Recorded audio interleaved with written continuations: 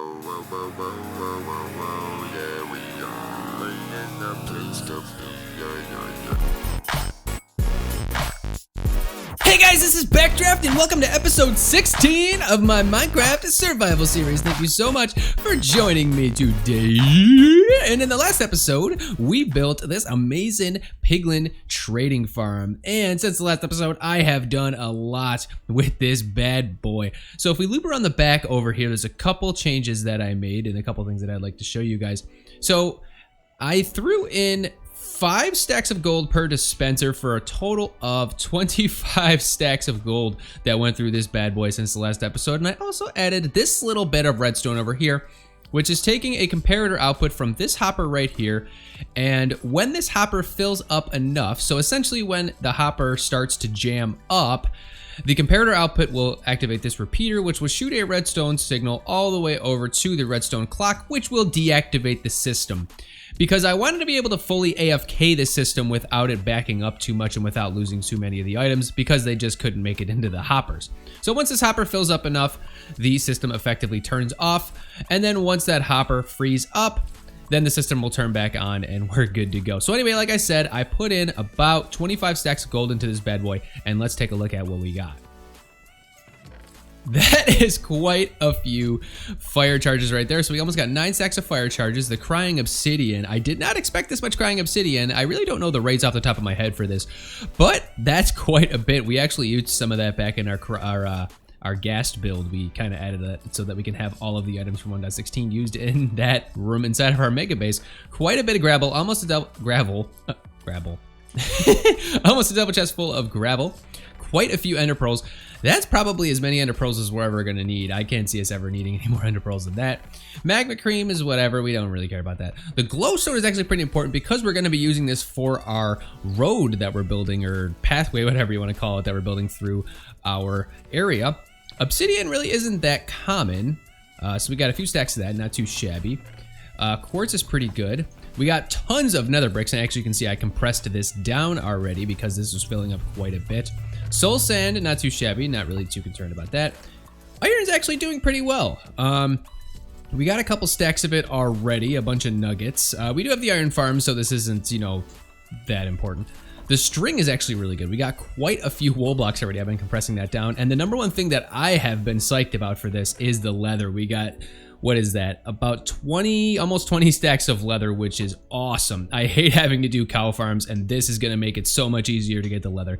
Now, finally, we got quite a few of the extra items as well. Tons of fire resistance potions, tons of soul speed books and boots. And I actually added a soul speed 3 pair of boots into my ender chest so that we have that whenever we go back exploring into the nether.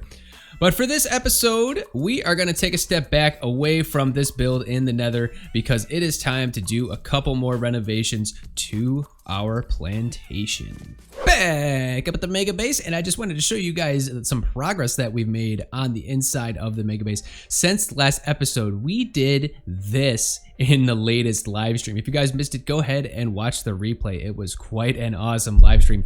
But this is our foyer at the beginning of the mega base. So essentially what we have here is we have birch logs, birch wood, blackstone, which is the polished blackstone, and a bit of water over there, and the shroom lights. And this room is looking super, super awesome. We got my beacon underneath, which is fully activated with haste 2, so we can have that at any point. Why are these grass blocks popping up everywhere?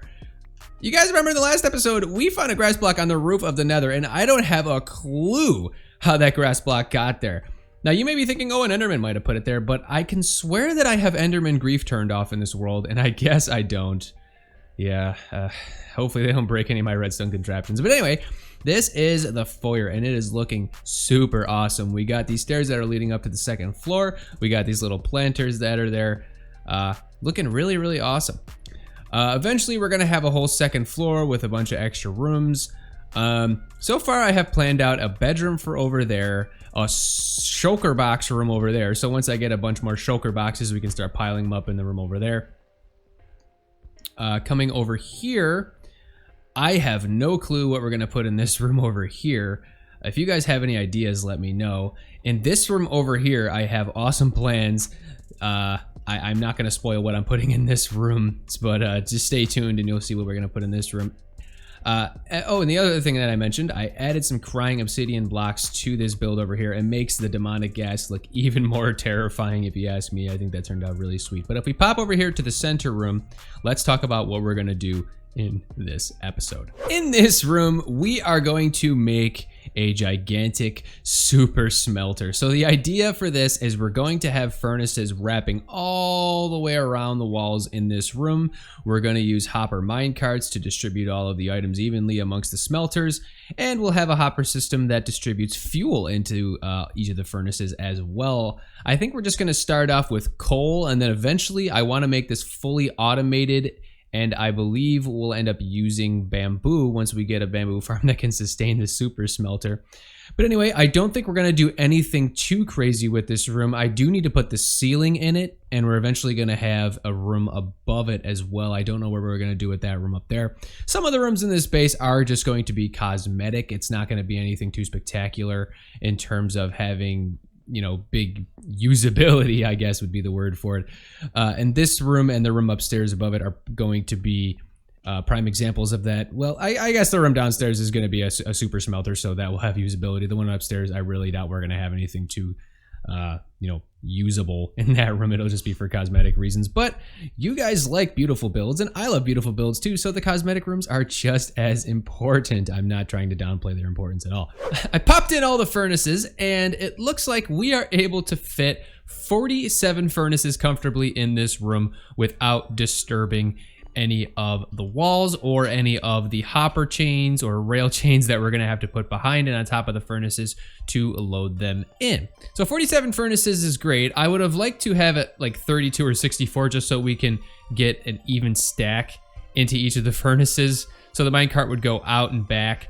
And of course we can get a full stack because when the minecart does go out and back, it will dump off the full stack by the time it gets back into the loading system. So there is a lot more to this design, and I have a design in mind that I'm going to build. It's going to require a lot of hoppers.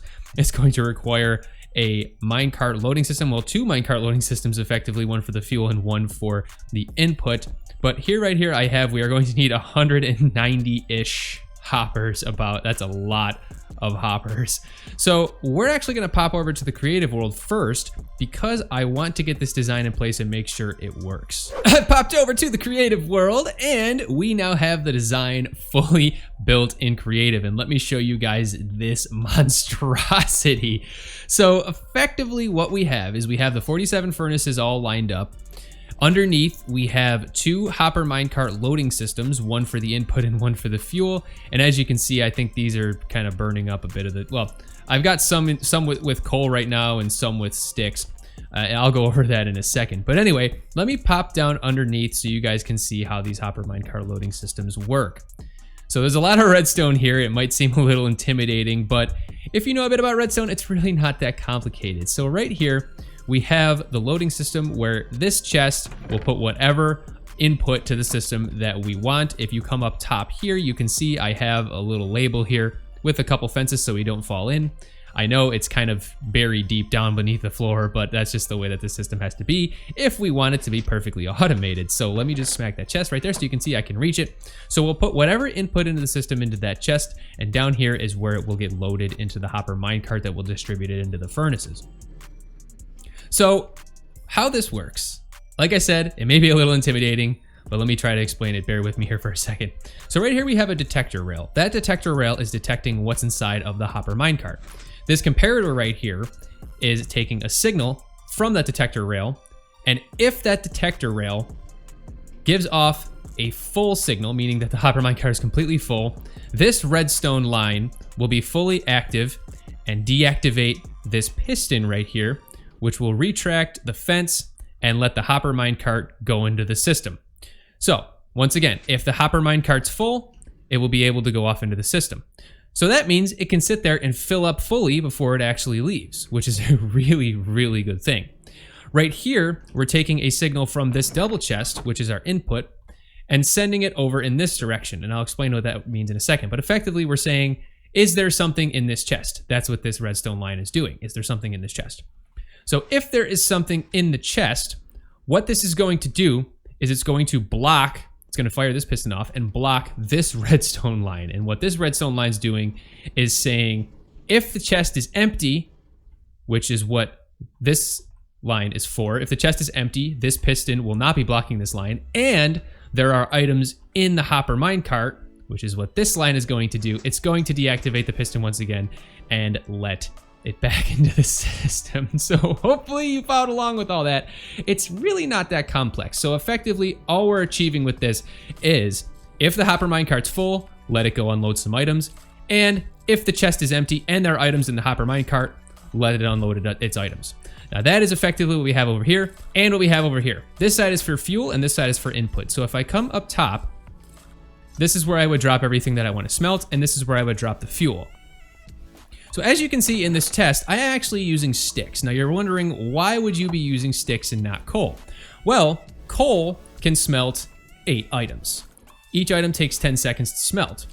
So if I load up the system with 1 item at a time, I'm using a lot of coal and not as efficiently as possible, because I will be wasting time waiting for that hopper minecart to come back and load in some more items. So I use sticks. Sticks can smelt a half an item. So for every item we smelt, we use 2 sticks. So we're being as efficient as possible right there. Now, if you think about it this way too, if I want to smelt a full stack of items, that means I would use 47 coal. That's a lot of coal for a stack of items. But if I use sticks, I would use 2 stacks of sticks. Now, 2 stacks of sticks, if you roll it up into logs, is 16 logs. So what's more efficient? 47 coal or 16 logs to smelt a full stack of items? If you ask me, the sticks are the better way to go. Eventually we could use kelp, but for now, this is what we have. So let me give you guys the numbers on this actually, and I'll show you it in action. So I'm gonna smelt a whole stack of iron. This system can smelt a whole stack of items in 40 seconds. That's crazy. Why is that so crazy? Because if you consider a single furnace can smelt a full stack of items in 10 minutes and 40 seconds. So what's faster? Obviously 10 minutes, 40 seconds, or 40 seconds. Now I just loaded those items in, and as you can see, the hopper minecart is distributing them evenly amongst the furnaces. It's gonna go there, and then it's gonna shoot back and go back down. Now since I just have a single stack, that's the only pass that hopper minecart's gonna do. And as you can see, I'm already getting iron in my output chest right here, which is what this middle chest is. So we have hopper lines underneath all the furnaces that eventually will all lead into this double chest right here. Now you can see I've got the 47. It's been about 30-ish seconds. And then waiting a little bit longer, I now have the full stack of iron. So that is pretty fast. Now, it's probably gonna take me quite a while to build this in my survival world. We're gonna need a lot of hoppers, which means we're gonna need a lot of iron and a lot of wood and a lot of chests.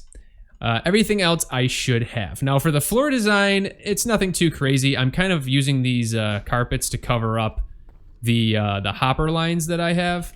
So just to make it a little pretty as as pretty as I can possibly make it, because there is a lot of redstone that I have to hide here and a lot of other stuff. But we will be able to hide this hopper line. We'll probably use blackstone or something. I'm not exactly sure if that's what we're gonna end up doing, but we could just throw some blocks right here and then have them shoot up all the way to the ceiling.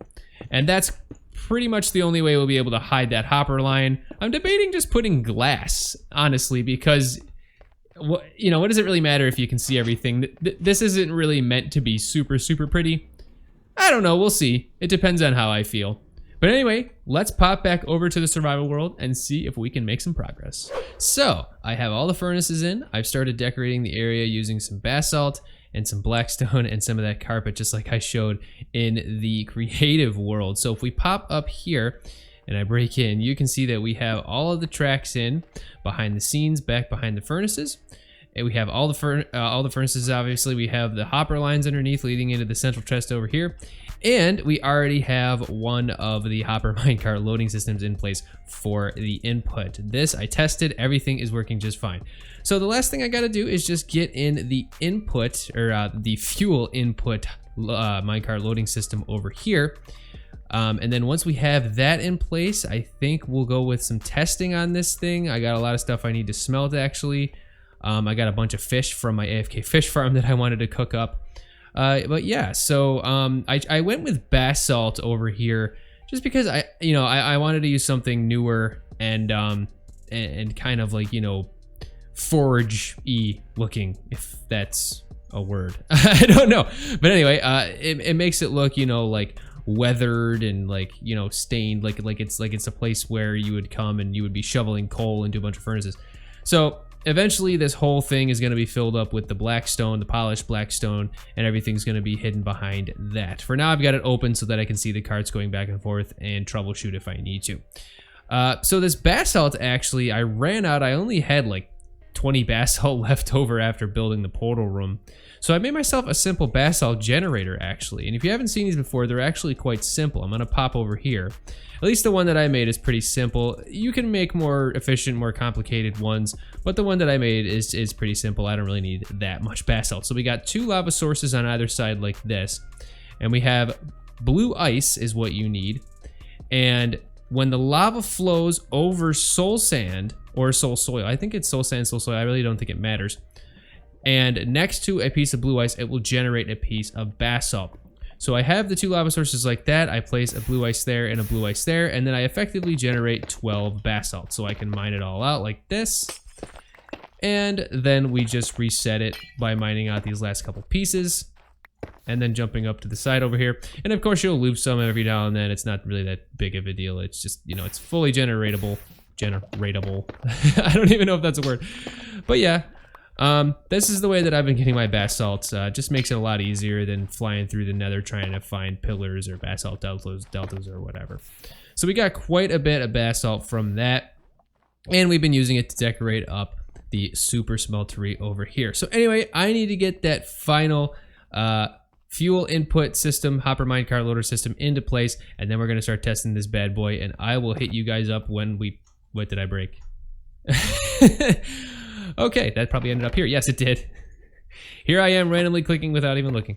But anyway, I'll get back with you guys when I have this thing ready to go. And that's another project all set and done and dusted and ready to go. So let me show you guys the final product. So I decided to use some chiseled blackstone and some blackstone bricks along the top in here, and I think that this looks pretty sweet. I don't really know if we're gonna do anything with the ceiling. I think we're just gonna leave it. It's not that big of a deal. It doesn't really bother me that much. But anyway, this is the input chest over here. This is where we dump all the items in. This is the fuel chest right here where we put all of our fuel. Like I said, I was using sticks, and it actually ran enough times to fill up all of the furnaces with all the sticks that I had in that double chest. So you can see there's quite a few sticks in each of these furnaces over here. Some of them have more depending on if they get 2 items per minecart load. Sometimes the minecart doesn't quite reach it to the end over here, so this one sometimes doesn't get anything dropped into it, which I might have to fix, but I'm not too concerned about it. But anyway, we now have 2 hopper minecart loaders down here, which are complete mirrors of each other, which is really awesome. This one's for the fuel, and this one is for the item. So I'm gonna pop back up. I actually have tested this thing out, and it works like a charm. I took all of the cod that I had from my AFK fish farm, dumped it in here, and it smelted it up in just a couple minutes. So we now have loads of cod, and I'm actually gonna grab all of the beef that I have from my cow farm and dump that in here as well and get that all cooked up. But I just wanted to show you guys an example of this live so you can see how this thing works. So I dump the items in here. They're gonna get loaded up into the minecart. Once they all go into the minecart, this is enough to fill up the minecart, so once it all is completely emptied, the minecart will fire off and start dumping it into the furnaces. And as you can see, as it goes around, all the furnaces start lighting up. It's not gonna take very long to do 2 stacks. As you can see, it's loading them all up pretty nicely. Over here has already been finished. It gets back, it gets the second round. And then it should just have to go around one more time, I think. And then we just gotta wait a couple seconds. As you can see, I've already got a bunch of that smooth stone over here. I've got almost a stack already. This thing is crazy fast. So for the record, 2 stacks in a regular furnace would take, I mean, I probably have 2 furnaces, but 2 stacks would take about 10 minutes. I mean, if you had 2 furnaces, it would take you 10 minutes to smelt up 2 stacks. That took maybe less than a minute to do 2 stacks of smooth stone, which is awesome. And we're actually gonna need that smooth stone for another small project that we're going to be doing in the room off to the right. But I'm not gonna tell you guys what that is. I'm gonna keep that a secret. I think we might end up doing that in a live stream, possibly off camera in one of the videos. I don't know, we'll figure it out. But anyway, guys, this is all the time I have for this video. Thank you so much for watching. And if you aren't subscribed already, please do not hesitate to hit that subscribe button. A lot of you guys are watching my videos and are not subscribed. Please hit that subscribe button. I'm trying to grow my channel. If you guys enjoy the content, I know a lot of you do. Please tell your friends, share with your friends. And of course, do not hesitate to hit that like button as well. I'll see you guys again. Stay tuned for future content. I love you. Take care. Bye. And the place to be, yeah, yeah, yeah.